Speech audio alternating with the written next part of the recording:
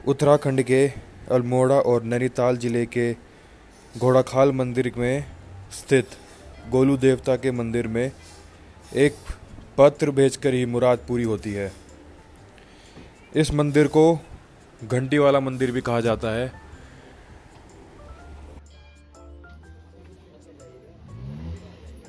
इस मंदिर के बाहर दुकानों में आपको प्रसाद से ज़्यादा घंटियाँ देखने को मिलेंगी और यहाँ के लोगों की मान्यता है कि घंटी चढ़ाने से आपकी मुराद पूरी होती है। गोलू देवता को न्याय का देवता भी माना जाता है।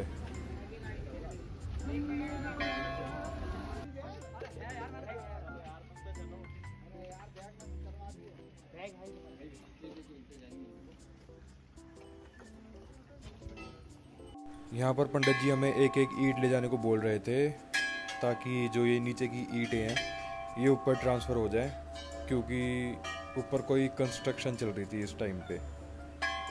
तो ये भी अच्छी बात है, हमने भी थोड़ी सी मदद कर दी और लेके चल दिए मंदिर में एक ईंट के साथ।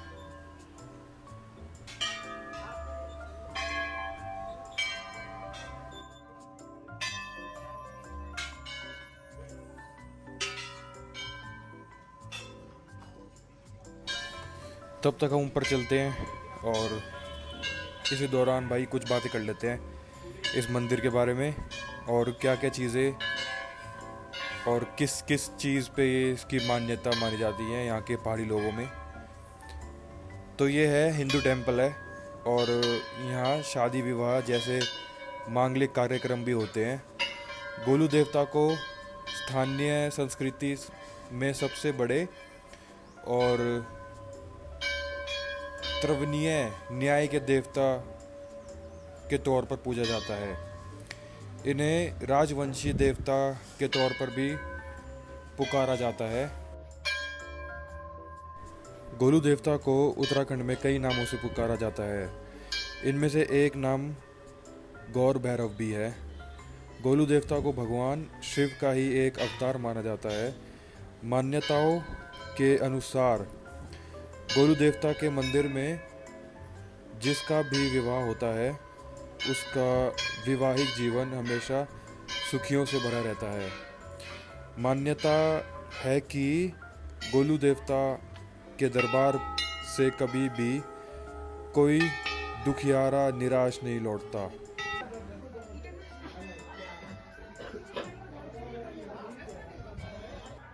कमाऊं क्षेत्र के चंपावत के कत्यूरी राजा झलराही की 7 रानियां थी और किसी भी रानी से कोई संतान नहीं थी, जिसके बाद राजा ने पंडितों और ज्योतिषियों से सलाह ली।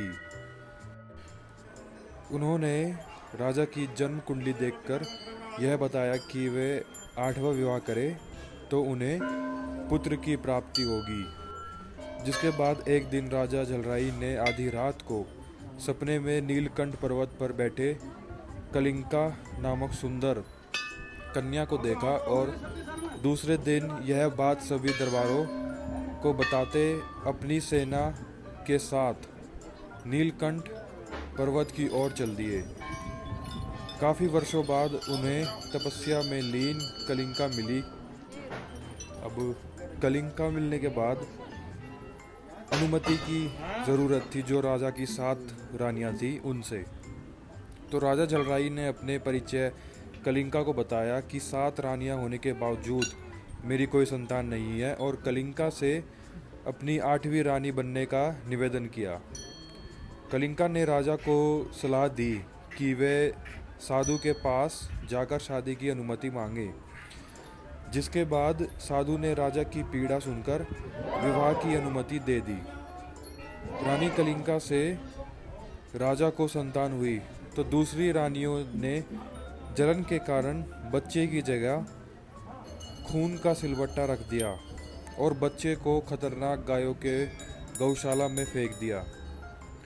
बालक गोलू गायों का दूध पीकर बढ़ने लगा और रानी से कहा कि तेरे गर्भ से यह सिलबट्टे पैदा हुए हैं, जिस कारण रानी काफ़ी दुखी हुई।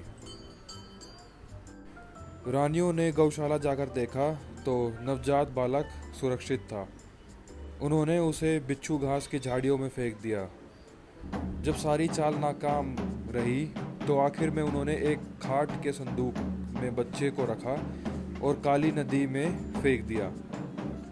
संदूक 7 दिन तक बहते बहते 8वें दिन गोरी घाट में भाना मछुआरे के जाल में फंस गया। माना मछुआरे ने संदूक खोलकर देखा तो उसमें हंसता खेलता हुआ बच्चा निकला। मछुआरे की कोई संतान नहीं थी। ऐसे में वह बच्चे को घर ले गया, उसे पालने लगा। बच्चे का नाम गोलू रखा गया। गोलू ने सपने में एक बार अपनी माँ कलिंका और पिता झलराई को देखा और भाना को सारी बात बता दी। यह भी कहा कि वे ही उसके असली माँ बाप हैं। गोलू ने अपने माँ बाप से घोड़ा मांगा। भाना ने एक लकड़ी का घोड़ा उसे बनाकर दे दिया। वह लकड़ी के घोड़े को घुमाने लगा। एक बार वह अपने घोड़े को पानी पिलाने उस जगह ले गया जहाँ 7 रानियाँ नहाने के लिए आती थी। रानियों ने उसके घोड़े को पानी ना पीने दिया। उन्होंने कहा कि ये लकड़ी का घोड़ा है, पानी कैसे पी सकता है। गोलू ने उत्तर दिया कि जब एक औरत सिलबट्टे को जन्म दे सकती है तो लकड़ी का घोड़ा कैसे पानी नहीं पी सकता। रानियां यह बात सुनकर भयभीत हो गई। यह बात राजा के कानों तक पहुंची तो उन्होंने गोलू को बुलाया और अपनी बात सिद्ध करने को कहा। गोलू ने अपनी माता कलिंका के साथ हुए अत्याचारों की सारी कहानी सुनाई। राजा ने उसी समय गोलू को अपना पुत्र स्वीकार कर लिया और 7 रानियों को प्राण दंड दे दिया। हालांकि न्याय के देवता गोलू ने उन्हें क्षमादान देने की अपील की, उसी कारण उन्हें न्याय का देवता कहा जाता है और इनका वाहन घोड़ा है। घोड़ाखाल में गोलू देवता का भव्य मंदिर है। मंदिर के अंदर सफ़ेद घोड़े में सिर पर सफ़ेद पगड़ी बांधे गोलू देवता की प्रतिमा है, जिनके हाथों में धनुष बाण है। हालांकि आपको ये वीडियो पसंद आई होगी तो भाई लाइक कर देना। और कैसी लगी आपको ये कथा घोड़ाखाल की।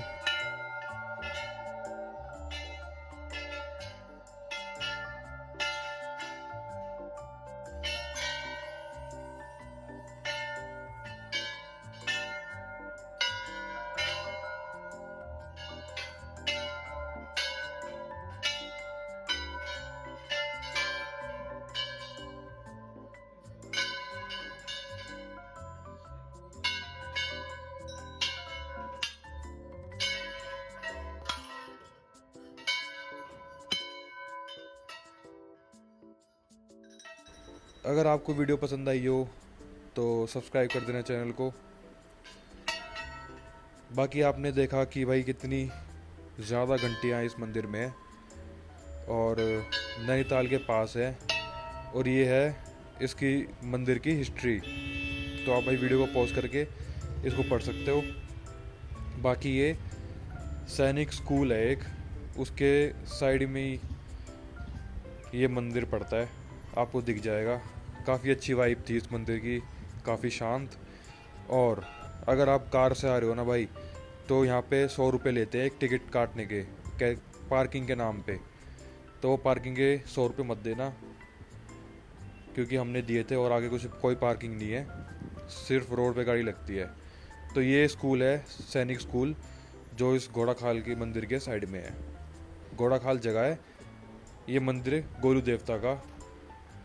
तो आओ और उठाओ मज़े।